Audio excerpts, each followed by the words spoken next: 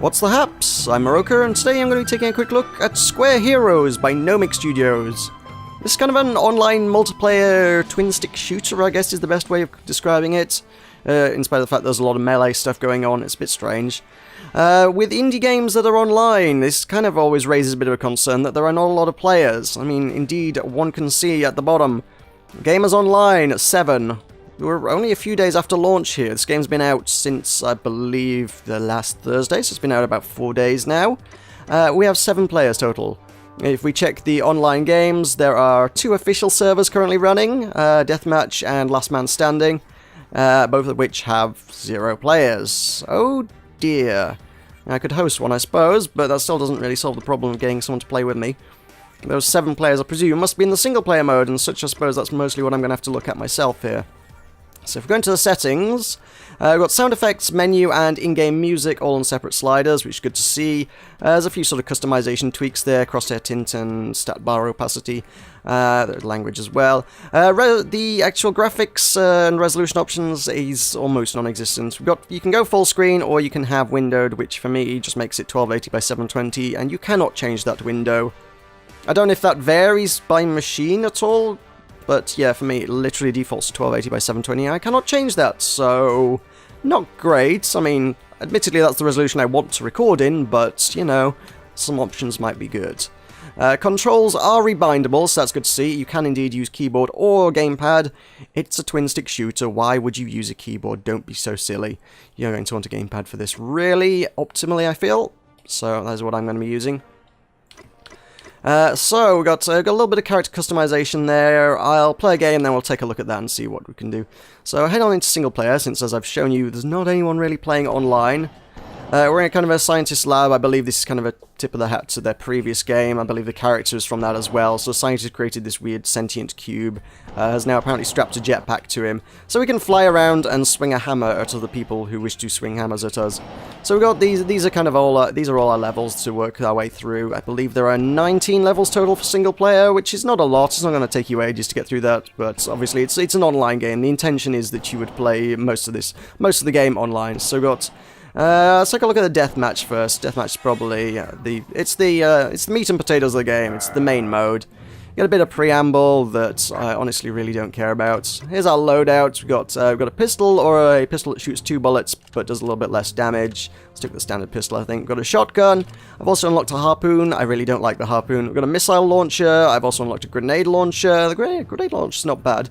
This is kind of probably where the more interesting weapons are by the looks of things. You got proximity mines, Molotov, sticky bombs, but you got to play the game a lot to get there. It unlocks at level 21. I'm level 9, I think, maybe. I'm not sure. Either way, at level 9, I've not unlocked a lot terribly interesting about the game yet, and I wish it would pick up the pace a little bit faster, if I'm honest. I've got a health bag or an ammo bag, and then there's something, a nuke bag at 29. Don't know. I'm not going to get to 29 anytime soon. It sounds overpowered, whatever the heck it is. So those, a lot of the AI won't get these. The players can probably get them pretty easily, but yeah, there's going to be a final upgrade, and it's going to regenerate either ammo or health over time. I will take health, I suppose. This is basically the default loadout is what I've got here, to be honest. With the exception of the hammer. The hammer is a slightly more powerful melee weapon, but swings a bit slower, I think. There's a few different stats, and when I go into the loadouts on the menu screen, I'll show them. That's where you pick your melee weapon, that's where you pick your hat. The hats do indeed have stats attached to them, which is why I'm actually using this specific hat. I don't like the cowboy hat, but the stats are alright on it, so that's why I've taken that. Those are ammunition crates. There's ammunition, health, and occasionally from random boxes you can get money pickups. The object is to beat the snot out of each other with melee weapons, but if you kill these things, you'll pick up the money will give you upgrades, so I already have the pistol. It doesn't cost you much to get to the pistol upgrade. That lets me shoot them, so damn you, healing. The AI seems to be really slow about upgrading, so you can kind of take an early advantage pretty easily just by getting coins, because the AI just won't. The pistol is a really bad weapon, though. I say that, although the AI seems to make pretty effective use of them. And I got in range of a guy with a powerful melee weapon. That was a very silly thing to do. I should not have done that. The hammer's not a bad weapon, but it does seem like the AI used some really inordinately powerful ones that you don't unlock till much later. So, honestly, it's kind of... It feels a little bit like some manner of MOBA early on, where you're just farming mobs for levels to sort of level up and try and level up faster than your opponents so you get a bit of an early game advantage.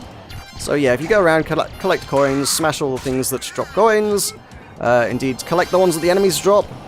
It fills up that, there's a little yellow bar above your character. Once that's full, you will level up and gain the next gun. If you haven't filled that, any that you haven't yet gained, you will drop any coins from that bar. So your bar will reset to 0 and the coins will... Oh, hey, there's a lot.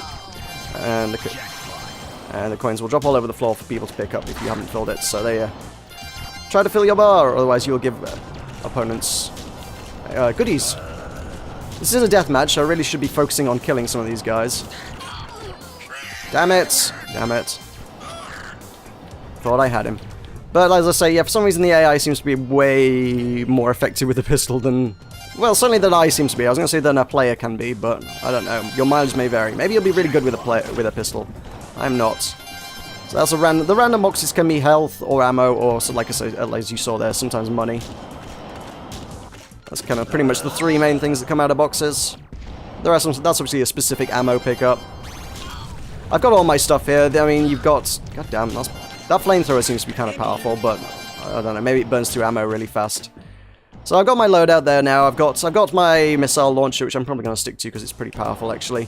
And then that final upgrade is kind of... It will restore health for 40 seconds as long as you're carrying it, and then it'll run out. And you'll need to earn... I believe the health box costs 25 coins. You'll need another 25 coins in order to replenish that. Obviously, each of the items that you saw in the loadout, they've all got cost associated with them to sort of try and balance them. So if you're using a more powerful gun, it's going to cost you more to unlock it.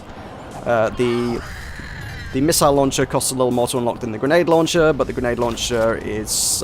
Grenade launcher is kind of interesting insofar as it's got a trajectory, which the missile launcher doesn't. Missile launcher's got a bigger effect of effective damage, a bigger AoE, and more damage anyway. And I'm suicidal, apparently. Round win. Although I did win, so that was good. So that's, if you unlock any achievements to unlock hats and things, most of the hats are tied to achievements, you'll get those kind of after a match there. Weirdly enough, if you unlock things, it tends to give them to your character and equip them immediately, which is really strange. I don't know why it does that. So if you get a new melee weapon or a new hat, it will like, okay, now that is foisted upon you. And it's like, well, what if I don't want it? If you don't want it, you got to go back to the main menu. For some reason, this is the only way to change your character out. So if we go here, we're going to have a look at the loadouts now. We've got a bunch of melee weapons. We start with the baseball bat. It's not necessarily clear what all the things do. I mean, I guess slowdown is perhaps a measure of how quickly you can move while carrying it, I think. So the baseball bat's low damage, but you can move a bit faster. Got the hammer, which is a fairly heavy damage weapon comparatively. It swings a bit slower, and you will move slower while carrying it. And then there's just a variety. They're all kind of roughly balanced around the same sort of points. And then there's a bunch more stuff that's... Obviously you got stuff like the machete, which seem to be fairly powerful. And the axe, which seem to be incredibly powerful, but you don't get those until you've been playing the game for quite some time, so... I'm not likely to be getting those anytime soon, I don't think. So hammer it is, I think. You got all the hats, most of them are tied to achievements, so there's like achievement arsonist, kill with fire, I guess for killing people with a flamethrower and Molotov. Not that I've unlocked those yet. There is achievement medic, regen 200% of team health. Bike helmet, kill it with a proximity mine. So some of these you're not going to be able to do until you've unlocked the appropriate weapons, but most of them are tied to achievements in one way or another, and they will give you various different stats. So Fez gives you plus ammo bag regen and reduced explosive damage. Some of these, the stats on them do seem to be very strange. There's, which one was it? I think it's the bowler hat. I mean, because it doesn't explain anything, it's hard to say what that does. I mean, health bag regen, that sounds like it's the one that you would carry around with you. So it gives you health back faster, but you don't get ammo back faster from the ammo bag. It slows down how much ammo you get from that. Well, depending on your loadout, you're only going to be carrying one of those. If you take the health bag with this hat, it sounds as though there's no downside to wearing this hat, because if you've equipped the health bag, you're not going to equip the ammo bag, because you can only equip one of the two. It's mutually exclusive. It's one item slot. There's only one or the other. You can't have both. Which is kind of strange.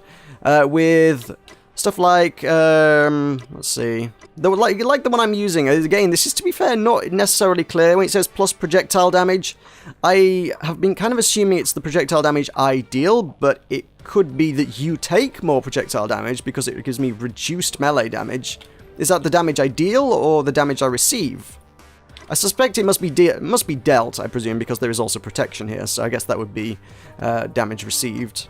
But it's just a little bit ambiguous. It's not really necessarily clear exactly what does what. And I feel like the stats kind of detract from the cosmetic effect of things a bit. When it's like, well, you're picking hats, but given the option, I would probably wear their fez. The fez is kind of cool. I probably won't wear a fedora, if I'm honest.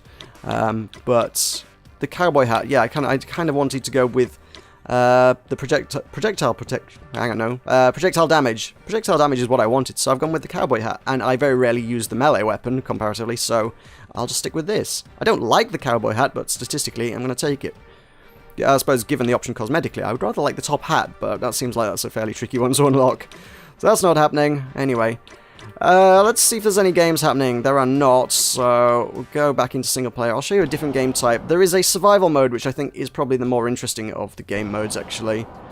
Which is probably the most interesting thing the game's got going on. All the others seem to play out very similarly, so survival mode is actually kind of different. All the others just basically beat the snot out of everyone and try and level up faster than everyone else. So this one, all the alien things that you beat up for money are going to actually fight back, and you cannot actually fight other players in this. I'm going to take the different weapons, just so we can have a look at how they work. We'll take ammo bag, grenade launcher, harpoon, and 2-shot, because I haven't unlocked anything else at this stage. You can see kind of how much ammo they consume and how much they cost to unlock underneath it. So, actually the grenade launcher costs a little bit more than the missile. I thought it cost less, to be honest, but it costs less ammo per shot.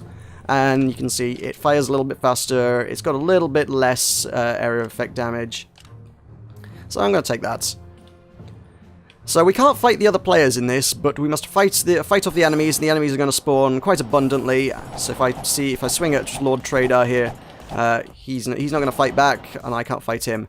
So these aliens, we're going to fight the aliens, and they're going to try and kill us, and it's just stay alive as long as you can.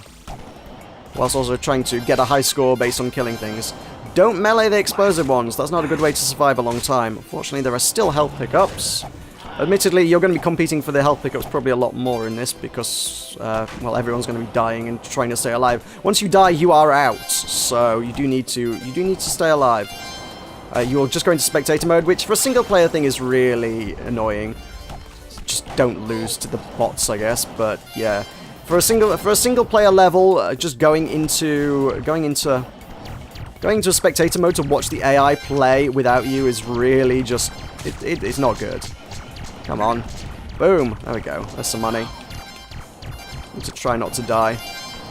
If the AI dies, you pretty much got it in the bag. You might as well just quit. But right now they're still alive. They don't seem to live too long. It's certainly a lot easier to stay alive as a player than the AI manages. I'm looking for some ammo here. I seem to be getting money. I guess I'm okay with money. Let's, okay. I seem to have got some ammo from somewhere. I guess unlocking the weapon did that. The weirdest thing about this level is that all of the enemies seem to give the same amount of money regardless. I'm gonna die here, aren't I? I may well die here. So if you kill... Yeah, damn it. Shouldn't have used that. If you kill the big UFO aliens, which are the biggest, most powerful ones with the most health, they give you 1 point. If you kill the little green ones that die to 1 melee hit, they give you 1 point. It really makes no difference whatsoever. So, assuming a scalebait there manages to get himself killed, I think I probably got this in the bag. But I don't know if that's going to happen. I really don't care, to be honest. So, that's that. Now, that's your survival mode. That's probably the more interesting one. You can play that online against other players if we head back out. Yeah, I could create a game. It doesn't seem like any of the default servers. It just seems like the devs' official servers are just these two, the Bruiser and Octopus servers, hosting deathmatch and last man standing. If you were to host a game, you could do a survival mode, which, like I said, I think that's probably the more interesting mode that the game's got going on for it. But that's other than that, all the other modes seem to play out fairly similarly, to be honest.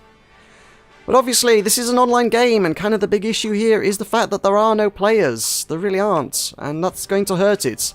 I know the devs, one of their main objectives behind this game was to try and prove the theory wrong that indie devs can't do online games because the number of players hurts it. They're like, oh, we're going to prove that's wrong. Well, here we are, 4 to 5 days after launch, and there are 8 online players. None of those are playing online. 8 in game, none of them actually in a match. It's not a great state of affairs, unfortunately. I have no idea what the solution to that is, to be fair.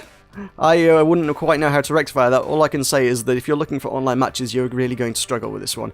I recognise I'm not playing at peak time now, but I did try playing at a more of a peak time yesterday, and still managed to find no players whatsoever, so I really have had trouble finding matches for this game.